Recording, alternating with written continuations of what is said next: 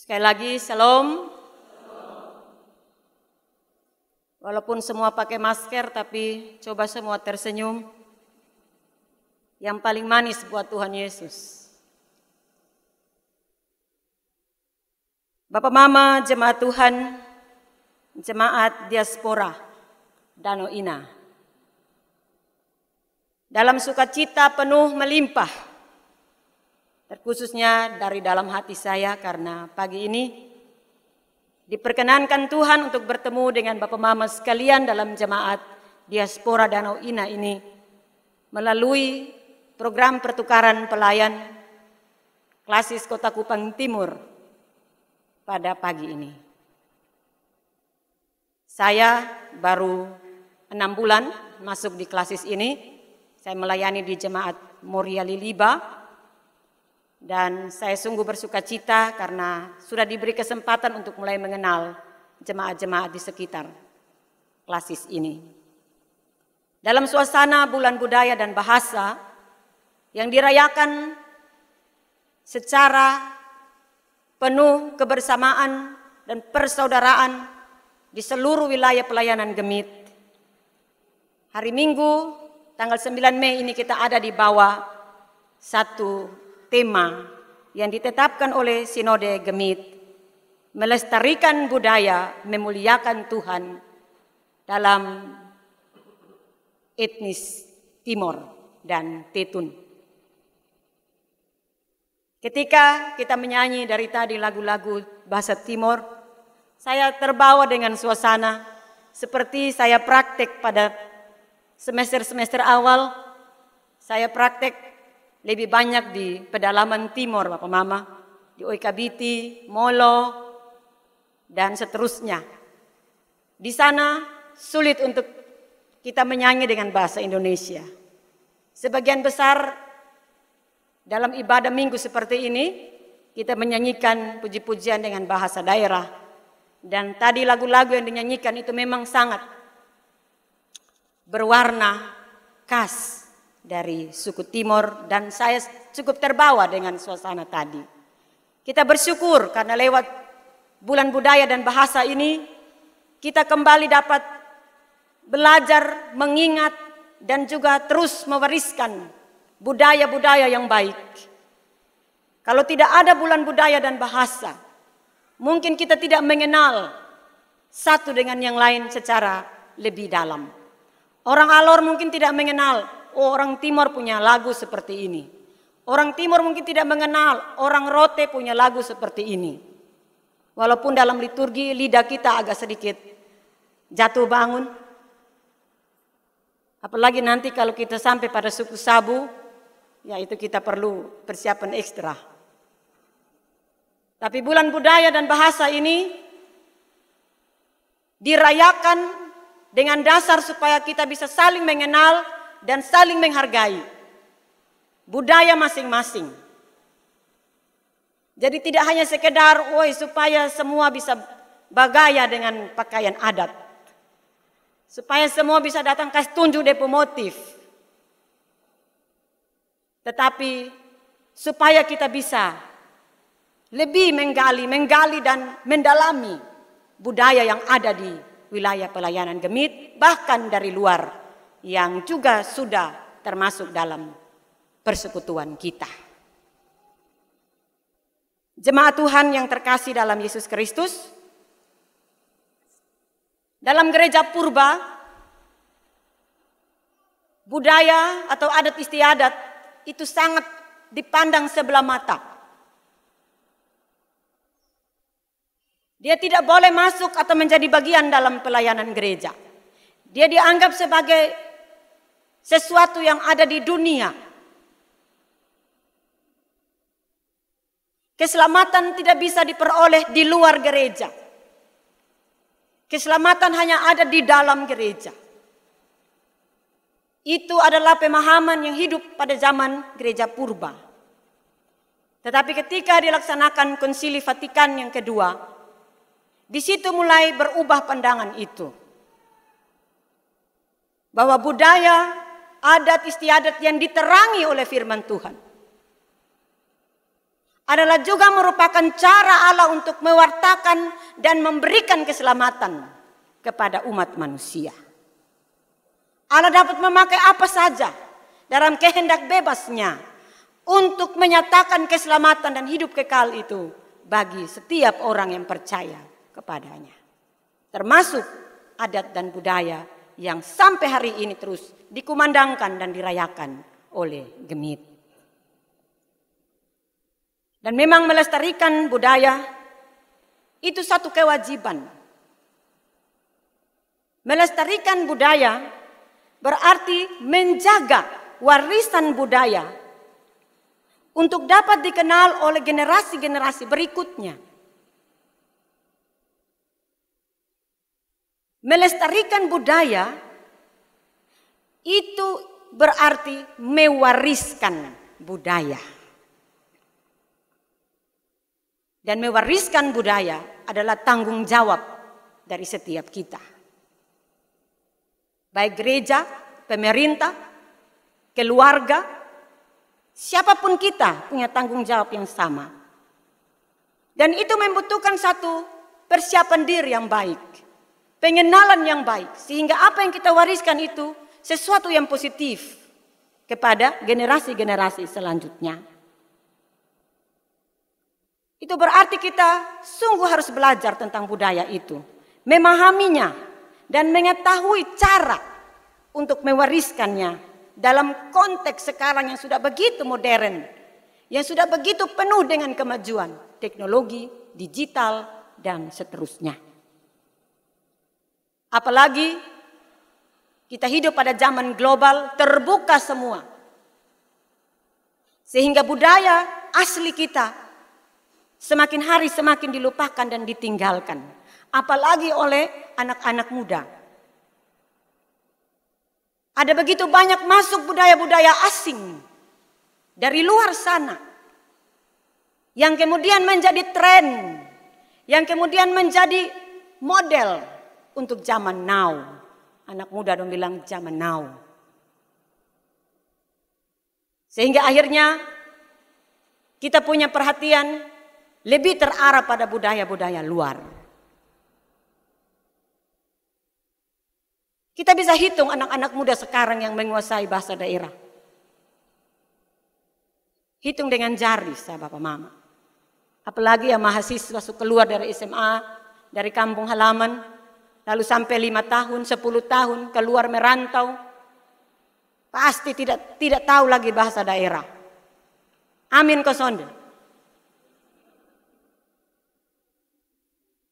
Saya saja yang sudah 45 tahun ini, ya sulit untuk menguasai. Padahal ada bahasa bijak bilang, kalau ingin menguasai satu daerah, kuasai dulu bahasanya. Jadi adik-adik pemuda, mahasiswa-mahasiswi, saya tahu bahwa di diaspora ini banyak jemaatnya yang mahasiswa-mahasiswi. Jangan lupakan tuh bahasa daerah masing-masing. Itu modal untuk kalian masuk di dalam masyarakat. Kalau mau kuasai satu daerah, kuasai bahasanya. Saya ingat pendeta John Campbell Nelson. Walaupun beliau punya lidah itu, lidah barat betul-betul. Tetapi coba uji dia dengan bahasa timur. Mungkin dia lebih dari orang timur yang ada di Kupang sini. Dan dia bisa memberitakan Injil, melaksanakan tanggung jawab pelayanan di Molo dan di Amanuban dan seterusnya dengan bahasa timur. Jadi jangan merasa minder atau merasa rendah diri kalau kita menguasai bahasa kita atau budaya kita. Jangan sampai kita kembali ke kampung halaman, kita merasa lebih top. Kalau dari kampung kita pun nama Petrus, kita pulang kampung kita ganti Petrik. Biar lebih gaul. Kalau kita pun nama Yakob, kita ganti nama Jack. Kalau perlu Michael Jackson. Pakai headset di telinga, pegang HP, gantung di leher, dada baru jalan sambil goyang-goyang. Wih, orang panggil, wih, aku lu pulang kok? Dia sana mau tahu, sana mau tahu. Kode pun nama Jack nah. Bukan aku lain. Ya, kita begitu terhipnotis dengan budaya asing. Kita merasa bahwa budaya asing itu lebih hebat dan lebih segalanya. Tapi justru budaya kita, kalau kita dalami dan kita kembangkan dan kita pakai, itulah yang sungguh memuliakan Allah. Memuliakan Allah dengan melestarikan budaya. Jemaat Tuhan yang terkasih dalam Yesus Kristus. Kita belajar dari pemberitaan firman Tuhan dari pertama Tawarik 23 ayat 1 sampai 32. Ya, pembacaannya cukup panjang ya. Tetapi tidak bisa dipisahkan satu dengan yang lain. Pembacaan kita ini menceritakan tentang Raja Daud, Raja Israel saat itu, yang mengelola dan mengatur pelayanan dalam kehidupan umat Allah. Sebagai umat pilihan Allah, Daud memimpin mereka. Dia harus mengatur, merencanakan, melaksanakan, mengontrol, dan kemudian mengevaluasi segala sesuatu yang dilakukan sebagai seorang pemimpin di tengah-tengah jemaat. Karena dia tahu bahwa tugasnya itu harus dipertanggungjawabkan kepada Allah yang memilih dan menetapkan dia sebagai raja dan juga sebagai pemimpin di tengah umatnya. Dan kerinduan besar dari Raja Daud adalah membangun sebuah bait suci. Bait suci yang besar, megah dan indah. Yang terbaik itu kerinduan Raja Daud. Tetapi Allah telah mengingatkan dia bahwa bukan Daudlah yang akan membangun bait suci itu, tetapi anaknya. Siapa Bapak Mama? Iya, Salomo. Adik-adik mahasiswa tahu kok? Raja Daud anak namanya. Dan mendengar janji dari Allah itu, Daud tidak kecewa. Bukan dia yang menjadi fokus utama, bukan dirinya yang menjadi fokus utama untuk tugas itu. Tetapi apa yang ingin dicapai, itu yang menjadi fokusnya. Sehingga kalau anaknya pun yang harus melakukan tugas itu, dia menerima dengan penuh syukur. Lalu kemudian Daud mulai mengatur segala rencana, persiapan untuk anaknya membangun bait Allah yang besar dan megah itu. Kita melihat di sini bagaimana Raja Daud melakukan berbagai persiapan dan pengorganisasian dalam pengelolaan pelayanan di bait suci. Strategi yang dilakukan sungguh nampak dalam berbagai aspek yang ditunjukkan oleh Daud. Yang pertama kita melihat di sini, Daud segera mengangkat Salomo menjadi raja. Dia langsung bergeser ke belakang. Dia segera mengangkat Salomo menjadi raja Israel. Daud melakukan apa yang disebut pengkaderan. Pengkaderan atau regenerasi. Sehingga ketika dia masih kuat, dia masih mampu untuk membimbing, mendampingi, sudah ada generasi seterusnya yang dia persiapkan untuk melanjutkan tugas besar itu. Di sini kita melihat Daud adalah seorang anak Tuhan yang rendah hati. Dia tidak kecewa ketika kekuasaan yang ada di tangannya harus diberikan kepada orang lain. Ada juga raja-raja yang sekalipun anaknya sendiri, pemimpin-pemimpin yang sekalipun anaknya sendiri, dia ingin berkuasa selama-lamanya. Apalagi kalau kepada orang lain. Itu sesuatu yang tidak mudah untuk menyerahkan kekuasaan yang ada di tangan agar orang lain yang melanjutkan. Tetapi Raja Daud tidak seperti itu. Fokus kepemimpinannya bukan pada dirinya. Tetapi tujuan yang dicapai itu yang paling utama. Karena itu pengkaderan dan regenerasi itu penting dalam sebuah organisasi. Dan yang kedua, Daud menggalang kerjasama. Daud menggalang sebuah upaya kerja bersama-sama dan bersama-sama kerja. Sekalipun dia seorang raja, dia tidak berpikir bahwa dia yang maha ini dan maha itu. Dia tidak berpikir bahwa kalau dia bersabda semua harus jadi. Dia memanfaatkan semua talenta yang ada di tengah rakyat yang dipimpinnya untuk dipakai. Dia memanfaatkan semua karunia, termasuk di dalamnya budaya-budaya yang hidup dalam kaum Israel untuk persiapan pembangunan bait suci. Dia tidak menjadi seorang pemimpin one man show. Bapak Mama kekasih Tuhan sekalian, dengan melibatkan banyak orang yang bertanggung jawab sungguh pada pekerjaan, apa yang ditujukan, apa yang menjadi tujuan dalam pelayanan, dalam kepemimpinan akan semakin mudah untuk dicapai.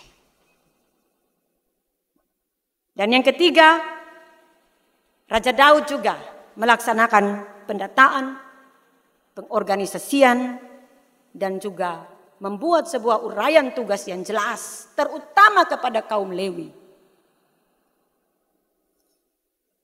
Kaum Lewi diberi tugas secara khusus untuk mengelola, mempersiapkan ibadah, untuk mengarahkan hidup umatnya kepada Allah di dalam bait suci.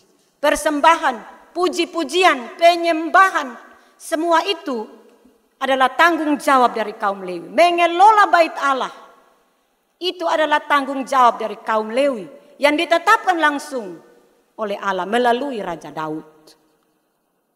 Ada pembagian tugas yang jelas di situ dan dilaksanakan dengan tanggung jawab.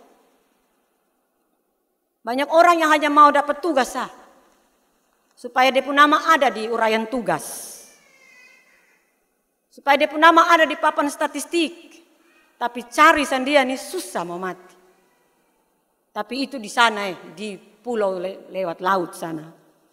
Di diaspora sini tidak ada ya. Amin. Bapak Mama yang terkasih dalam Yesus Kristus.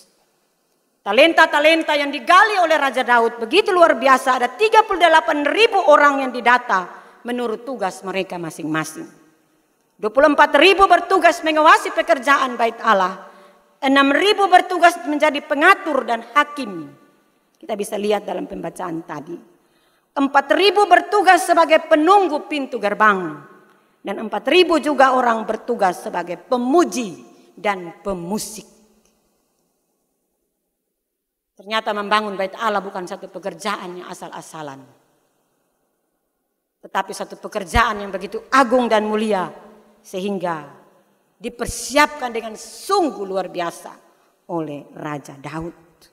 Dengan ketaatannya kepada Allah, pencipta langit dan bumi, Allah Israel. Bapak Mama yang terkasih dalam Yesus Kristus. Karena itu, dari apa yang kita baca dan kita renungkan tentang Raja Daud dalam pertama Tawarik ini, mari kita belajar hal-hal yang dapat kita pakai di dalam kehidupan iman kita setiap hari. Yang pertama, Daud mewariskan model pemimpinan, model tanggung jawab yang begitu luar biasa kepada generasi seterusnya.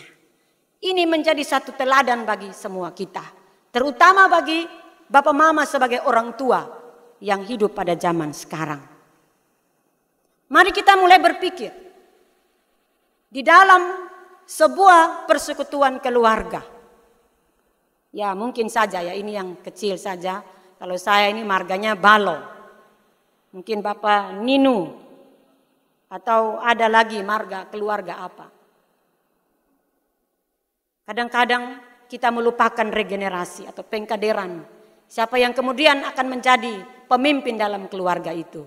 Sehingga ketika orang tua kita mati, tidak ada lagi yang bisa diharapkan. Masing-masing jalan sendiri.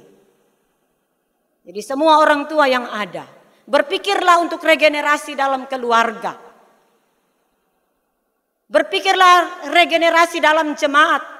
Berpikirlah regenerasi dalam masyarakat. Agar supaya kita tidak kehilangan orang-orang calon-calon pemimpin yang dipersiapkan secara sengaja. Bukan hanya terpaksa dia maju, tetapi dipersiapkan dengan sebaik-baiknya. Mungkin dari bapak mama punya rumah tangga ada 5 orang anak. Siapa yang mau menjadi pemimpin, didengar, menjadi yang dituakan, dipersiapkan dia. Agar dia didengar dengan sungguh oleh adik-adiknya, oleh saudara-saudaranya. Itu bukan sesuatu yang membalikkan telapak tangan, tetapi butuh proses dan persiapan yang baik, seperti yang dilakukan oleh Raja Daud. Kita mewariskan warisan terbaik, juga lewat sikap teladan-teladan hidup yang kita berikan kepada generasi-generasi berikut. Semangat untuk mencapai yang terbaik dari sisi pendidikan, dari sisi ekonomi, dari sisi budaya, dari sisi iman terutama. Itu menjadi nilai-nilai positif dari budaya-budaya yang bisa kita turunkan kepada generasi-generasi kita. Dan sampai saat kita sudah opa oma, cucu tanya Belawi, opa dulu ke mana? Oh? Opa bilang dulu, opa kalau jalan dari gang situ, son ada yang berani togor lai. Dulu opa pukul orang 10. Itu pingsan. Yang hanya rubuh 5. Dulu opa paling jago di kampung. Tidak seperti itu. Jangan seperti itu. Yang harus opa wariskan adalah nilai-nilai hidup. Nilai-nilai iman yang tidak akan hilang dimakan oleh apapun. Amin. Opa oma semua ada kok. Tidak boleh gereja ya. Iya. Tetapi semoga dengar di rumah. Banyak orang tua yang berpikir mewariskan harta yang banyak kepada anak-anak, menjamin hidup masa depan mereka.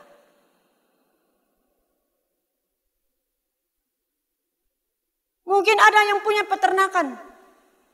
Mungkin punya barang-barang berharga. Sertifikat. Dan seterusnya. Menumpuk. Apakah itu menjamin? Itu bisa membantu. Tetapi menjamin tidak. Yang menjamin masa depan mereka di tengah masyarakat. Dunia yang semakin penuh dengan tantangan adalah nilai-nilai luhur dari budaya itu. Kejujuran. Kesetiaan, kerendahan hati, itu tidak akan membawa mereka ke kantor polisi. Itu tidak akan membawa mereka ke depan hakim. Tetapi kalau yang ditinggalkan sertifikat, tanpa diikuti dengan kerendahan hati dan juga kejujuran, bisa juga sampai di kantor polisi. Apalagi sekarang mata memandang, hati tertarik. Maka mungkin sertifikat mau tinggi begini, 5 tahun sehabis. Ini sudah kenyataan yang kita sering lihat. Karena itu ilmu adalah yang paling utama. Dan sifat-sifat iman rohani itu yang penting. Dan yang kedua, mari kita membangun kerjasama dan sama-sama kerja dalam sebuah tujuan bersama. Pelayanan gereja, masyarakat, keluarga. Walaupun Bapak sebagai kepala keluarga, gali potensi-potensi yang ada dalam diri anak-anak. Gali potensi-potensi yang ada dalam jemaat. Dan kalau kita punya potensi, pakai itu bagi pelayanan Tuhan. Kita bisa menyanyi, kita bisa menari, kita bisa berkhotbah, kita bisa ini dan itu. Pakai itu untuk pelayanan Tuhan. Jangan kita tutup itu di dalam ganteng, lalu ditaruh di bawah meja. Pelita, talenta yang kita punya itu, biar dia bercahaya dan menjadi berkat bagi banyak orang. Mungkin ada yang bilang begini, bisa mau pergi gereja lah. Kok beta tiap hari hanya di dapur, tapi tugas sana dong hanya kasih di dapur sah. Hanya dia saya yang menyanyi di muka terus. Ya sekali lagi ini di sana, Bak Mamo, di Rote sana, di Sepung Kampung, di diaspora sana ada. Nah pada saat kasih kesempatan dia menyanyi, karena biasa di dapur dia bikin kiri-kiri, maka saat dia di paduan suara maka dia juga kiri-kiri. Artinya bahwa masing-masing kita ini punya talenta. Kalau talenta kita memang lebih mulia dan lebih bermanfaat di dapur, kenapa tidak? Kalau talenta kita ada pada menyanyi, menyanyilah dengan baik. Jangan ada iri hati satu terhadap yang lain. Pakailah itu, manfaatkan secara maksimal untuk kemuliaan Tuhan. Bapak Mama kekasih Tuhan sekalian, mari kita wariskan budaya kepada anak cucu kita. Budaya yang baik.